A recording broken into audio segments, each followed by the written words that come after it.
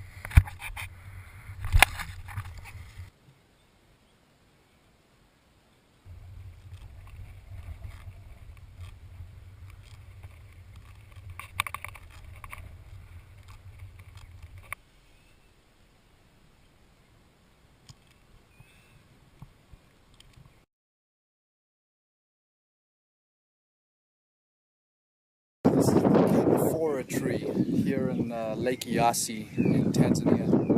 This tree has multiple uses. One of them is a friction fireboard right here. Of the dry and dead branches on this tree. Another really cool use for this tree is that it's actually used to treat, or should I say, ward off mosquitoes. You can see that there's a sap that oozes out. So this stuff here you can rub anywhere on your body, and you can see the sheen that it leaves. It's a great insect repellent, and it also will treat cuts, so you can rub it straight onto cuts. The Kamafora tree.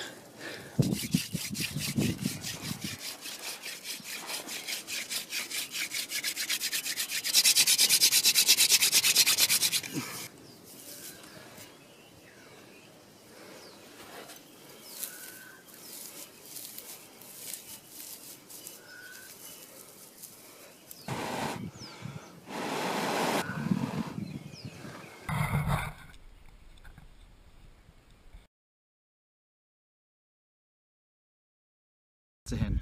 Just flip it. The Hadza today gave us some of the dik-dik that they had hunted last night. We just trapped a bird, a francolin, so now it's our turn to give back to them. Hey! Hey! Zawadi! Yes, sir.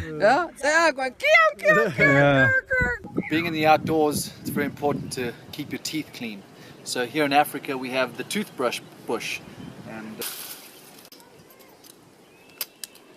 if you've ever seen the Maasai people's teeth, I think it's quite obvious that their teeth are very white and seem to be in very good condition. So whether that's due to the fact that they use the toothbrush bush or not, well, that's debatable, but I think it works wonders. I definitely feel the difference in my teeth afterwards. You just trim off the outer bark. Just trim that off. And then what you do is you bite on it, and you want to mash up the fibers. See how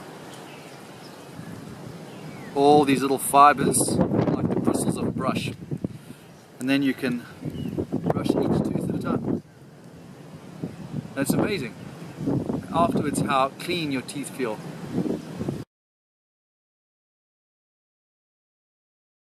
here with the Hadza, trying to make ourselves a traditional bow like theirs, as you can see over here. You gotta make a bow.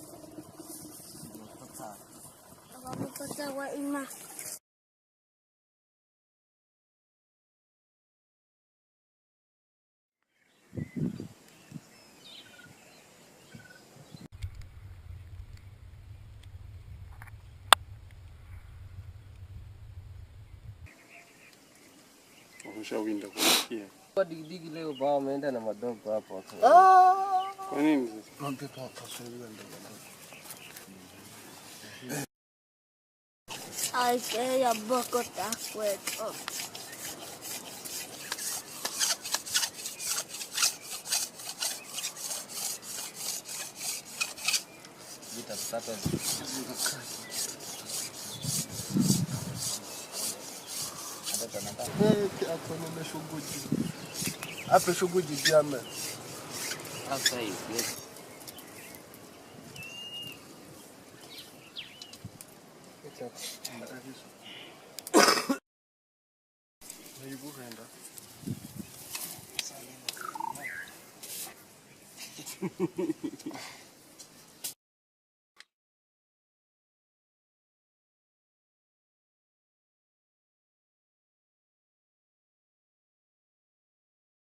Hey, the chief's just arrived with the dik-dik.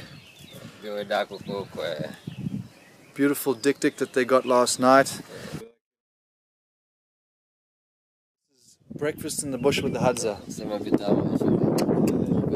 We're skinning it, and we're going to obviously eat the meat, but we're also going to be able to use the raw hide to make bowstrings for our bows that we started making yesterday.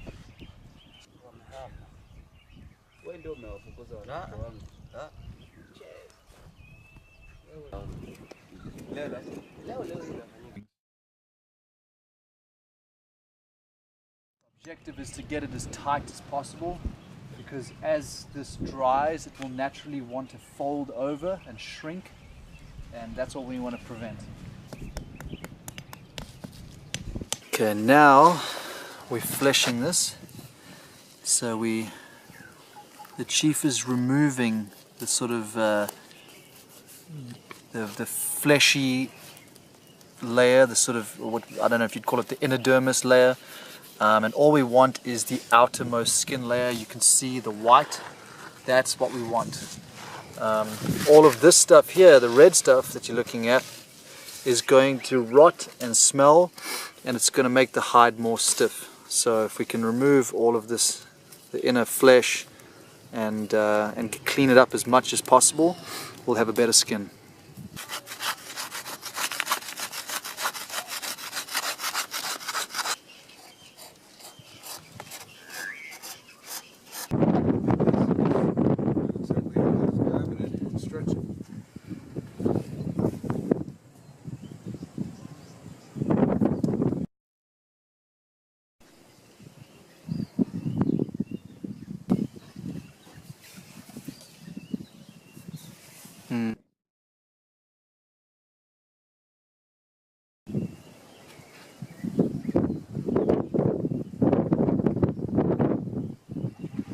Sorry, man.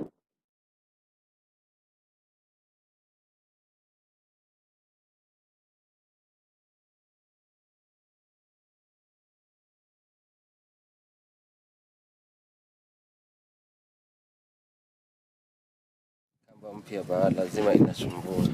Kamba mpya. Yeah.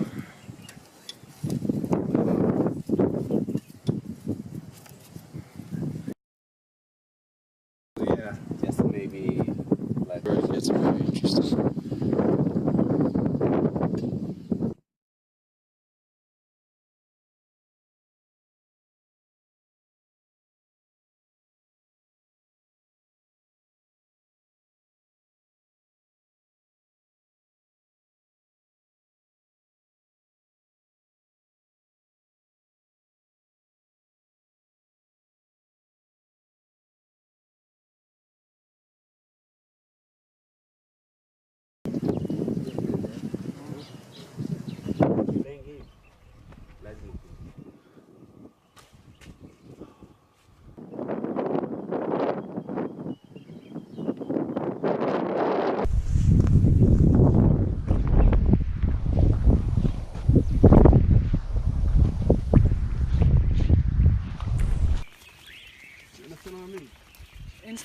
every time with these things.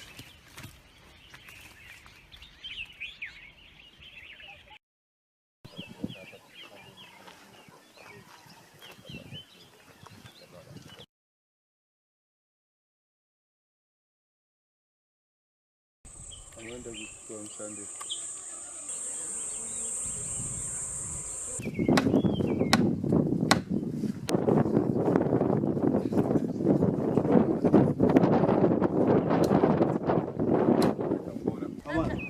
Yeah, there. Oh,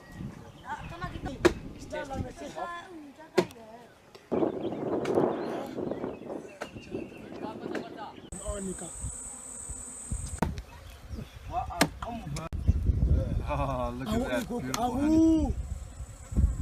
Honey, we have two Hadza guys that are extracting honey from the hive. You can see that they're smoking the bees from the bottom, and you can see the smoke coming out of the top, and they're chopping into the top of the baobab above the hive because it's accessed from the bottom. And once they tap into it, they'll extract the honey. We're in the top of a baobab tree, and the baobab is very common to have the African killer bees. So the bees are getting angry because of smoke, but once we expose the hive, they're going to get really angry. So they're used to being stung. Just pass them apart. I'm very excited to taste them.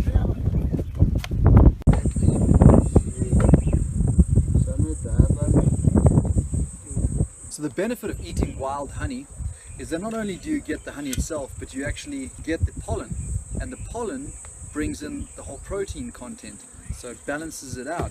And then apparently there's a lot of nutrition in the larvae themselves, so you can eat the bee larvae themselves and actually taste sweet too. Tastes great. So getting so many nutrients out of eating honey in its raw state. Harvesting some berries, chukwaete. You roll them in your hands, remove the outer hard skin, and then give us the fleshy pulp on the inside, and you just put those in your mouth, chew that all off, and then there's a hard pit, and that pit you just spit out. Very sweet, very tasty, probably full of nutrients. Do you see?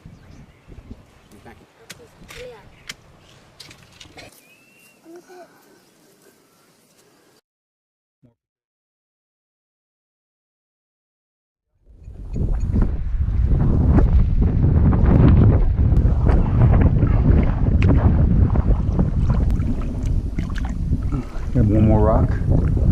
Thank you. All right.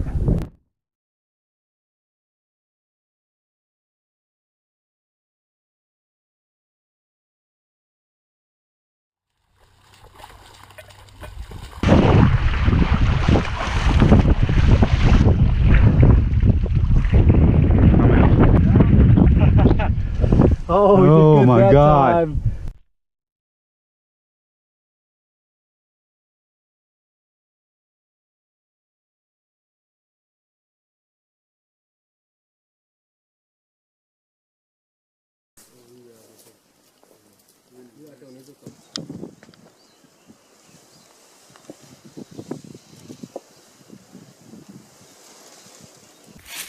So checking the deadfall trap this morning, going for hyrax was what we set them up for, which is like a rock rodent that lives here in the African savannah.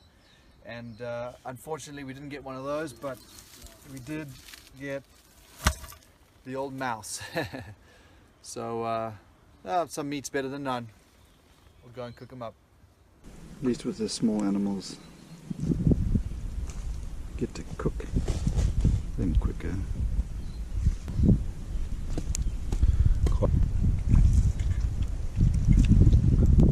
Perfect.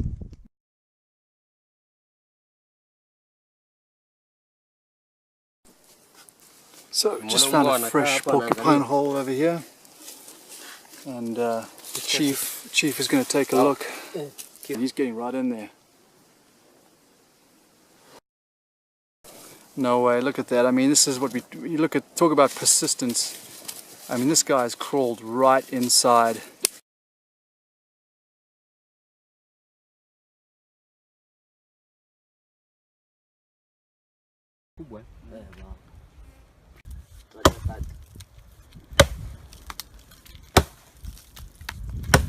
rest of it for you. Oh, yeah. Some honey from the stingless bees. Thank you. You can see it's kind of intact. Beautiful, It's very dripping. sweet.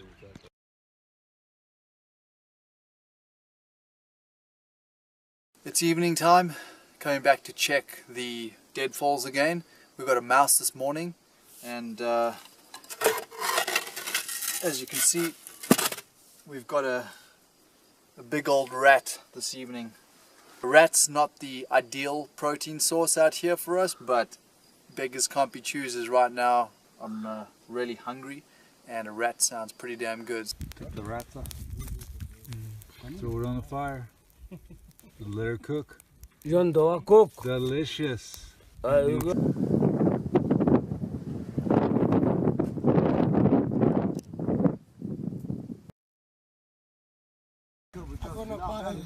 So it's day 9 out here with the Hadza. As you can see, energy levels are pretty high. We're very excited. It's my final hunt with the Hadza, and we are going specifically for baboons. This is the prized animal for the Hadza. They love the meat. It's their most sacred animal and the one that they cherish hunting the most.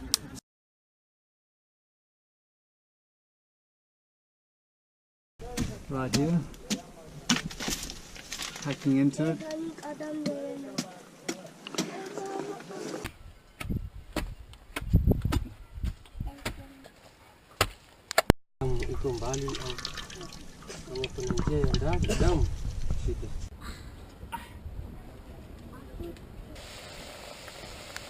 So this is the finished product of the arrow poison after boiling down the liquid that was removed from the plant. He's working the poison, about to apply it on my arrowhead.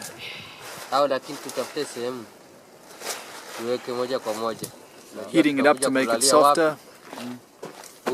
Over here you can see is how they've molded it onto their arrowhead. And so after piercing the animal, this enters the bloodstream and will poison the animal and eventually killing it. Thank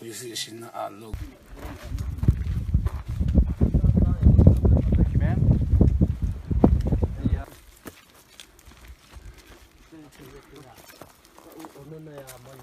Well, today is another long one and the final hunt, man. It blows my mind. These Hadza, their endurance, you know, what they have to go through to put food in their mouths is just so humbling.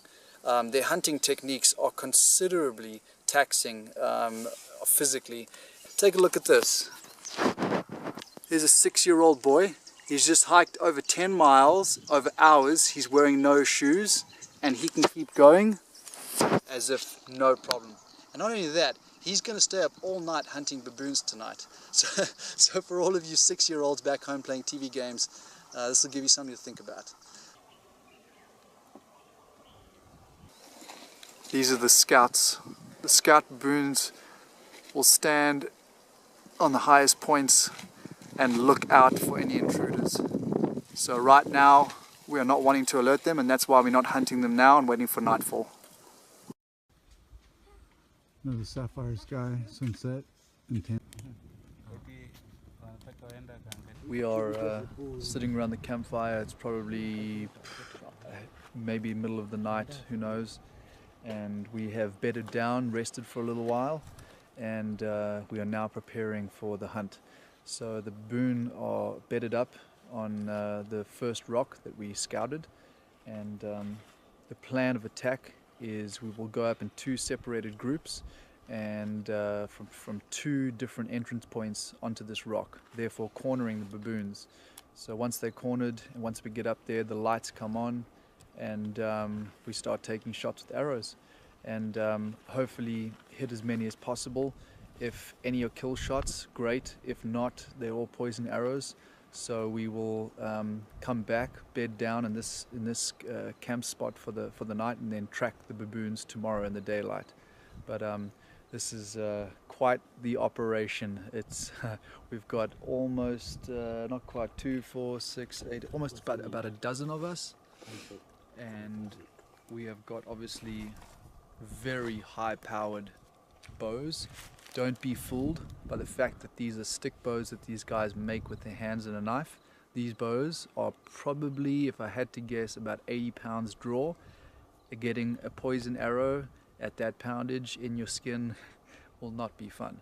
So it's the only concern I think I've had this whole trip, which is legitimate, is getting some crossfire and getting in the way of one of their arrows. So we're just going to have to keep an eye out for that. But we're just hunkering down for a little longer. The chief is not happy with the fact that the wind is not blowing strong enough. He wants the wind to blow because otherwise the baboons will hear us approaching. It's imperative that we be very quiet on the walk up there. If they are alerted to us coming up there, they will scatter. And if they scatter, then the whole plan kind of, fails. We need to keep them in a group and we need to corner them. So yeah, aggressive baboons, poison-tipped arrows, and no headlamps allowed. So walking through, thorn, brush, acacia, there's a lot to think about, but it's very exciting.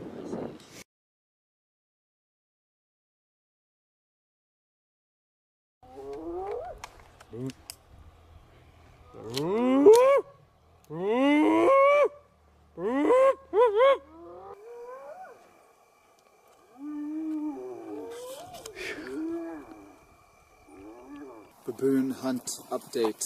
Surrounding the baboons, we got up onto the rock and we separated in 2 different groups. The one group managed to get 2 arrows into 2 baboons, and so at least something was hunted. We've just got to go and track them down today, as they ran off. They weren't kill shots. They ran off, and we'll go and track them down, follow their blood trail today.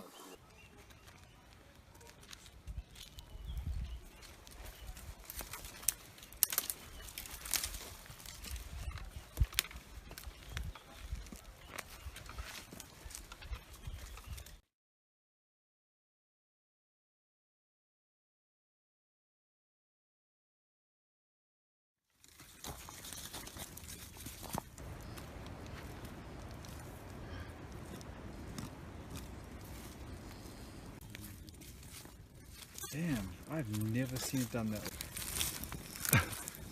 Well, I think not. Yummy.